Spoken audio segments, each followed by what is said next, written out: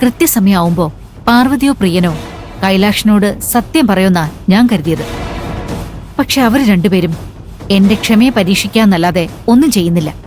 അതുകൊണ്ടിനി കാര്യങ്ങൾ ഞാൻ എന്റേതായ രീതിയിൽ കൈകാര്യം ചെയ്യാൻ തീരുമാനിച്ചു.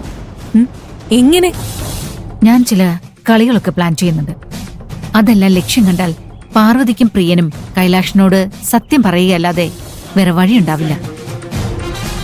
അപ്പോഴുണ്ടാവുന്ന ദേഷ്യത്തിൽ കൈലാഷ് പാർവതിയും പ്രിയനെയും, എന്തിന് ഭൂമിക വരെ വെറുക്കും. ശരി, നീ വേഗം പോവാൻ നോക്ക്.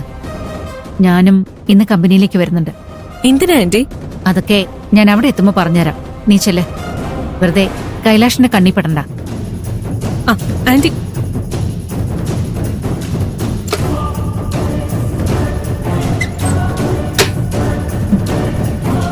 അധികം വൈകാതെ എന്റെ കയ്യില് നിലവിളക്ക് തന്ന് എന്നെ ഈ വീട്ടിലേക്ക് വലതുകാല് വെച്ച് കയറാൻ ക്ഷണിക്കേണ്ട ആളായിപ്പോയി. ഇല്ലെങ്കിൽ എന്നെ ഇങ്ങനെ പുറത്താക്കിയതിന് ഞാൻ നല്ല 8ന്റെ പണി തന്നേനെ.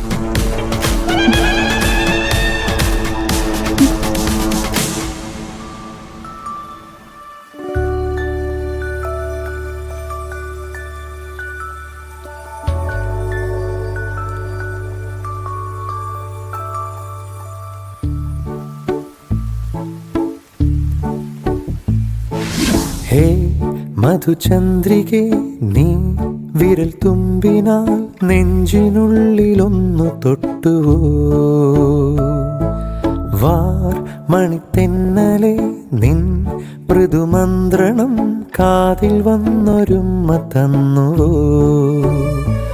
ആയിരം താരമായോർമ്മയിൽ ആരൊരാൾ പിന്നെയും വന്നുവോ താനേ?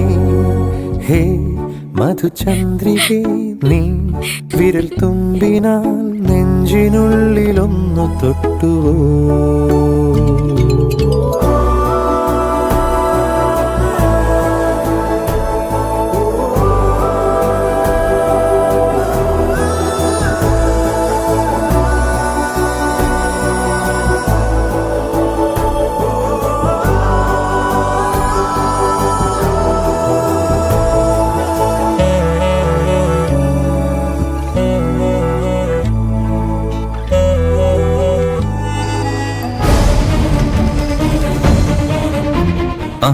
പാർവതി, വാ.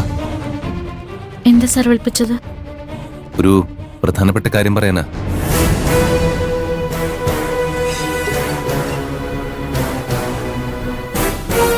നമ്മുടെ കല്യാണത്തിന് മുമ്പ് സിറ്റിയിലും നാട്ടും പുറത്തൊക്കെ നടക്കുന്ന കല്യാണം എങ്ങനെയാണ് നടക്കുന്നതെന്ന് ഞാൻ വെറുതെ ഒന്ന് സെർച്ച് ചെയ്ത് നോക്കി. അതിനെക്കുറിച്ച് പാർവതിയോട് ചോദിക്കാന്ന് കരുതിയാ ഞാൻ വിളിച്ചത്. പാർവതി ഇരിക്കേ. വേണ്ട സാർ, ഞാൻ നിന്നോളാം. എന്താ പാർവതി ഇത്? എപ്പോഴും പാർവതി വളരെ ഫോർമലായിട്ടാണല്ലോ പെരുമാറുന്നത്. എനിക്കത് വല്ലാതെ ബുദ്ധിമുട്ടുണ്ടാക്കുന്നുണ്ട്. അതുപോട്ടെ, ഞാൻ ഓൺലൈനില് ഒരു വെഡിങ് ഫംഗ്ഷൻ കണ്ടു. കല്യാണ പയ്യനും കല്യാണ പെണ്ണും ഒരു കുടത്തിനുള്ളിൽ കൈയിട്ട് മോതിരം കണ്ടുപിടിക്കാൻ മത്സരിക്കുക. I like it a lot. ഇങ്ങനെയുള്ള ചടങ്ങുകൾ നടത്തുന്നത് ഭാര്യയും ഭർത്താവും തമ്മിലുള്ള കെമിസ്ട്രി കൂട്ടാൻ സഹായിക്കുന്ന കാരണവന്മാര് പറയുന്നത്. ഇങ്ങനെയുള്ള ചടങ്ങുകളെ കുറിച്ച് പാർവതിക്ക് അറിയാമോ? ഇല്ല സാർ. എന്താ പാർവതി, പാർവതി ഒരു നാട്ടുമ്പുറത്തുകാരിയല്ലേ? ഇങ്ങനെയുള്ള ചടങ്ങുകളെ കുറിച്ച് പാർവതിക്ക് അറിയാമായിരിക്കുമെന്നാ ഞാൻ കരുതിയത്. ഞങ്ങളുടെ നാട്ടില് ഇങ്ങനെയുള്ള ചടങ്ങുകളൊന്നും ഇല്ല സാർ. ജോലിയെ പറ്റി എന്തേലും പറയാനാ വിളിച്ചെന്ന് ഞാൻ കരുതി.